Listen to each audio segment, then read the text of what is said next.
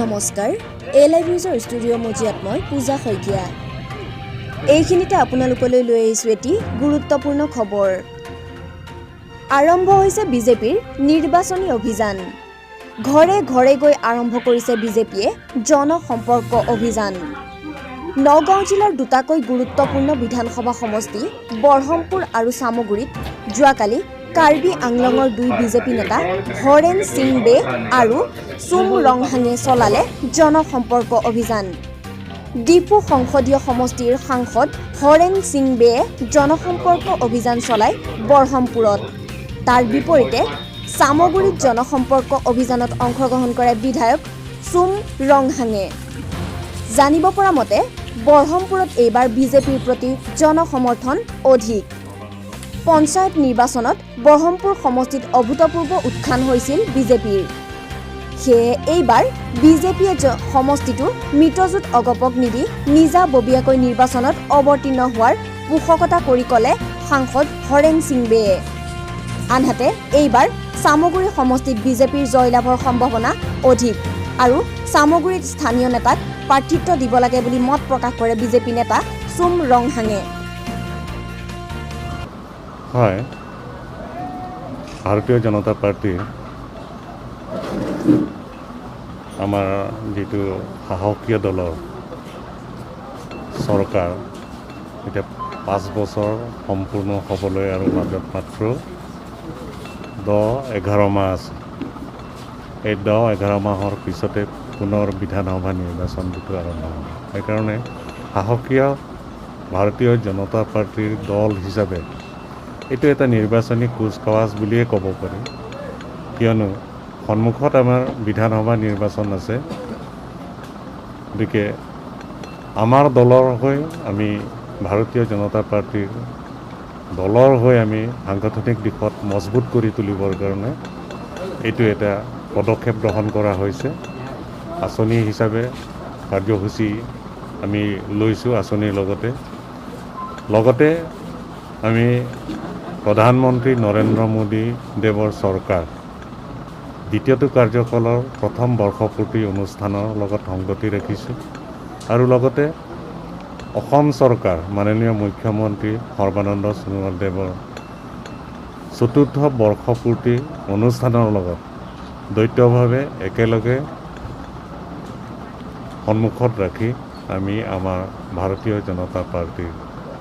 সমগ্ৰ অসমতে 126টা বিধানসভা সমষ্টিতে আমি দলৰ সাংগঠনিক দিশত মজবুত কৰি তুলিবৰ কাৰণে আৰু লগতে সন্মুখত থকা বিধানসভা নিৰ্বাচনৰ কাৰণে আমি কুচকাৱাজটো আৰম্ভ কৰিম কালি নেতা ৰকিবুল হুছেইন তেখেতক প্ৰত্যাহ্বান এইবাৰ সামগ্ৰী দিব পৰা যাবনে আপুনি কি পৰ্যবেক্ষণ নিশ্চয়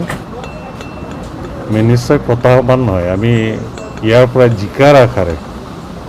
জয়ী হোৱাৰ আশাৰে আমি পদক্ষেপবিলাক লৈছোঁ সেইকাৰণে আমি সমগ্ৰ অসমৰ লগতে আমাৰ চামগুৰি বিধানসভা সমষ্টিটো আমি এই পদক্ষেপটো গ্ৰহণ কৰিছোঁ যাতে আমাৰ দলৰ কৰ্মীসকলক উৎসাহ উদ্দীপনা যোগোৱাৰ লগতে আমি ইয়াৰ সবল ৰূপত আমি আত্মপ্ৰকাশ কৰিবৰ কাৰণে আমি কঁকালত টঙালি বান্ধিছোঁ আৰু সেইকাৰণে আমাৰ কৰ্মীসকলো এতিয়া দেহে প্ৰাণে উঠি পৰি লাগিছে নিৰ্বাচনী কুচকাৱাজ নহয় ভাৰতীয় জনতা পাৰ্টিৰ সাংগঠনিক কুচকাৱাজ আমি জনসম্পৰ্ক ৰক্ষাৰ কাৰণে আপুনি সঁচাকৈ এইটো ভাল পাব লাগিব আমাৰ দলটো ইমান শৃংখলাবদ্ধ দল আপুনি ভাবক বঢ়মপুৰ সমষ্টিৰ কাৰণে এজন পৰ্যবেক্ষক কাৰ্বি আংলং জিলাৰ মাননীয় সাংসদ ডাঙৰীয়াক দলে ইয়ালৈ পঠাইছে আৰু আমাৰ যেনেকৈ পৰ্যায়ক্ৰমে সাংসদ মহোদয় নিজে আহিছে লগত আমাৰ জিলা সভাপতি ডাঙৰীয়াত আহিছে মণ্ডলৰ সভাপতি ডাঙৰীয়া আহিছে পঞ্চায়তৰ প্ৰেচিডেণ্ট ডাঙৰীয়া আহিছে আহি প্ৰতিজন আমাৰ ইয়াত গণমান্য ব্যক্তি ভাৰতীয় জনতা পাৰ্টি বুলি নহয় আজি আমি বাইদেউৰ ঘৰলৈ আহিছোঁ বাইদেউ ইয়াৰ মৌজাদাৰণী হিচাপে আৰু সমাজত কাম কৰা হিচাপে বাইদেউৰ এটা নাম আছে আমি বাইদেউৰ ওচৰলৈ আহিছোঁ আমি যেনেকৈ আহিছোঁ তেনেকৈ প্ৰতিজন আজি দিনটোত ইয়াৰ পাছত আমি হালোৱাগাঁও পঞ্চায়তলৈ যাম তাৰপাছত বালিজুৰিলৈ যাম তাৰপাছত ভাটিবেলা আমি কামপুৰলৈ যাম কেইবাজনো গণমান্য ব্যক্তিক লগ কৰি আমাৰ সাংগঠনিক ভেটিটো সুদৃঢ় কৰাৰ কাৰণে আৰু কোভিড-19ৰ কাৰণে ৰাইজক সজাগতা কৰাও আমি এটা উদ্দেশ্য লৈছোঁ ৰাইজক য'ত পাৰিছোঁ আমি মাস্ক পিন্ধিবলৈ ছ'চিয়েল ডিষ্টেঞ্চ মেইনটেইন কৰিবলৈ ৰাইজে কি কৰিলে এইটোৰ পৰা মুক্ত পাব তাক আমি পৰামৰ্শ হিচাপেও ইয়াত আমাৰ কাৰ্যসূচী হিচাপে লৈছোঁ ভাৰতীয় জনতা পাৰ্টীৰ আমাৰ কেন্দ্ৰীয় পৰ্যায়ৰ তথা নেশ্যনেল প্ৰেচিডেণ্ট JP নাড্ডাৰ তেখেতৰ নিৰ্দেশমৰ্মে আজি আমাৰ অসমখনত ৰাজ্যিক বিজেপি মানে ফালৰ পৰা যে এটা কাৰ্যসূচী হাতত গ্ৰহণ কৰিছে যে আজি 16 তাৰিখৰ পৰা যে জনসম্পৰ্ক মানে অভিযান আৰম্ভ কৰিব লাগে। আজি শুভাৰম্ভ আমি ইয়াৰ পৰাই কৰিছোঁ বাইদেউৰ পৰা, খুব ভাল লাগিছে। আৰু বিশেষকৈ এই অভিযানৰ উদ্দেশ্যটো হ'ল যে আমাৰ ভাৰত চৰকাৰ তথা নৰেন্দ্ৰ মোদীটো যিটো এবছৰ সম্পূৰ্ণ হ'ল বৰ্ষপূৰ্তি, লগতে আমাৰ অসম চৰকাৰ